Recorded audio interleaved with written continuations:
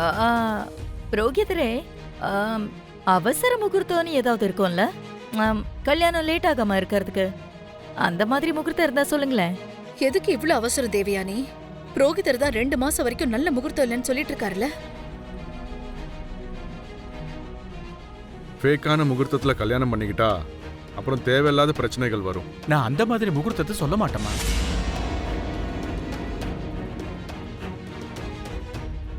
நீங்க கல்யாணம் லேட் ஆக கூடாதுன்னு சொல்றதுனால நீங்களே எல்லா ஏற்பாட்டையும் பண்ணிக்க முடியும்னா நாளைக்கே ஒரு அமோகமான முகூர்த்தம் இருக்குமா. இப்ப என்ன எப்படி சொல்றீங்க? 2 மாசம் வரைக்கும் நல்ல முகூர்த்தமே இல்லைன்னு சொன்னீங்களே. திடீர்னு நாளைக்கு முகூர்த்தம் இருக்குன்றீங்க. நாளைக்கு ஒரு நாள் விட்டுட்டா அடுத்து வர 2 மாசத்துக்கு நல்ல முகூர்த்தமே கிடையாது.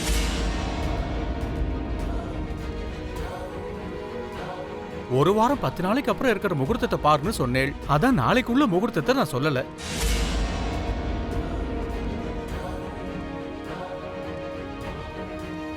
தேவயானி, இவ்ளோ அவசரமா எப்படி கல்யாணத்தை பண்ண முடியும்? ஏற்பாடு பண்றதுக்காவது டைம் வேணும் இல்லையா? இது ஒன்றும் பொம்மை கல்யாணம் கிடையாதுல்ல. ஒரு நாள்ல எல்லா ஏற்பாடும் எப்படி செய்ய முடியும்? ஆமா, எதுக்கு இவ்வளவு அவசரம்? 2 months வெயிட் பண்ணலாம். தேவையில்லை. ஜோசியரே, ஐயா, நாளைக்கு முகூர்த்தத்தை ஃபிக்ஸ் பண்ணிருங்க. ஹேய் சாம், சாம் வந்துட்டியா? வா வா வா வா வா வா, கம் உட்காரு உட்காரு. இப்பதான் புரோகிதர் மித்ராவுக்கும் மனிஷாவுக்கும் கல்யாண முகூர்த்தத்தை குறிச்சாரு. நாளைக்கு காலையில 10:10க்கெல்லாம் கல்யாணம் நடந்துரும்.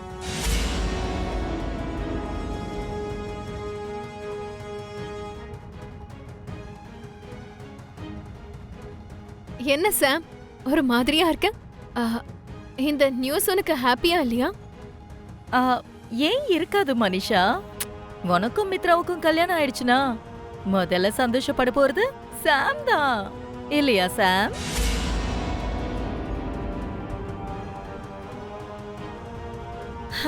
ரொம்ப சந்தோஷம் புரோகிதரே. முகூர்த்தத்துக்கு வந்து நாளைக்கு கல்யாணம் பண்ணி வச்சிருங்க. பேஷா பண்ணிடலாமா? நான் வரமா? நல்லது. இந்தாமா.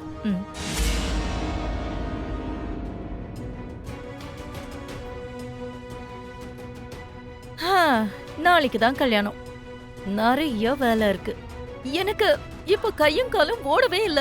ஆனாலும் சரி, எந்த ஒரு குறையும் இல்லாம இந்த கல்யாணத்தை நடத்தி ஆகணும்.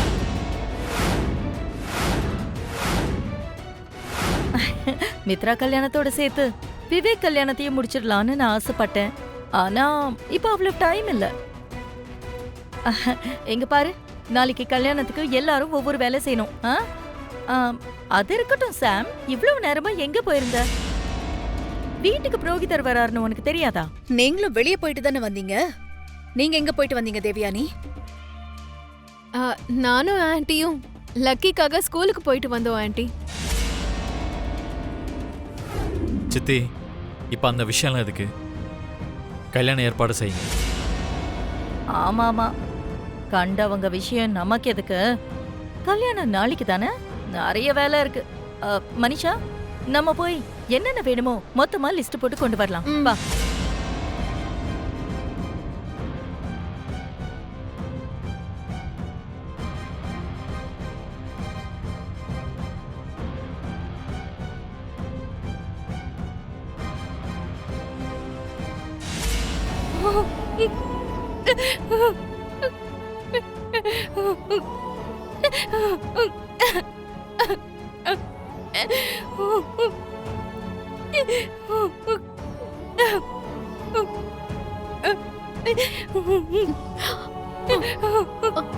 அழாத லக்ஷ்மி. அரவிந்தா, நடக்க போற கல்யாணத்தை நினைச்சு நீ அழுதுகிட்டு இருக்கியா? சுபகாரியம் நடக்க போற வீட்ல அழறது கெட்ட சகனம்னு எனக்கு தெரியுங்க. நம்ம வீட்ல கல்யாண மந்திரம் கேட்கணும்னு, மேலதாள சத்தங்கள் கேட்கணும்னு நானும் விரும்பினவதாங்க.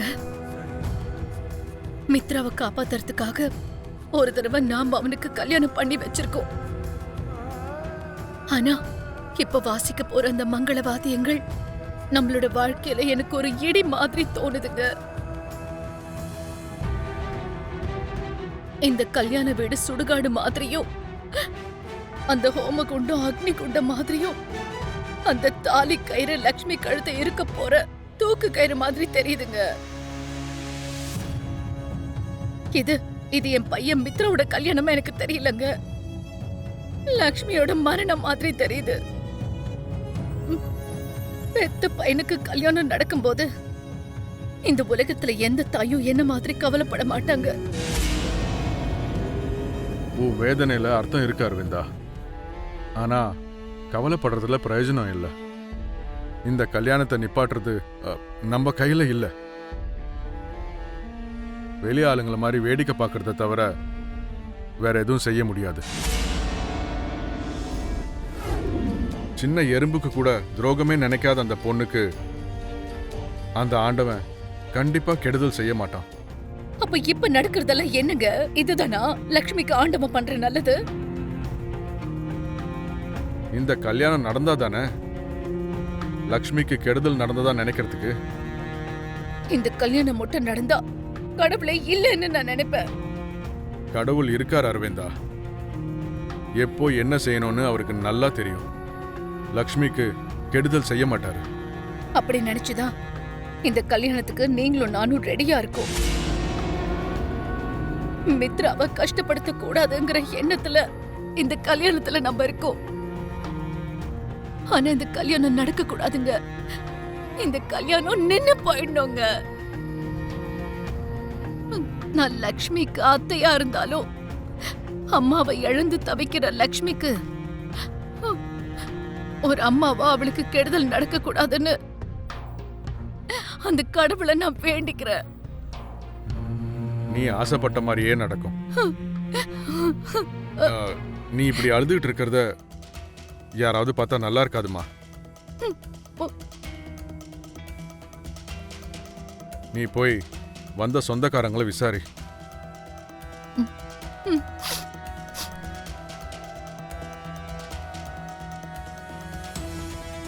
என்ன மன்னிச்சிரு அரவிந்தா. லக்ஷ்மிக்கு நியாயம் கிடைக்கும்னு உனக்கு நான் தைரியத்தை சொன்னேனே தவிர கல்யாணம் நின்னுடுங்கிற நம்பிக்கை எனக்கு இல்ல. இந்த கல்யாணத்தை நிப்பாட்டுற சக்தி 2 பேருக்கு தான் இருக்கு.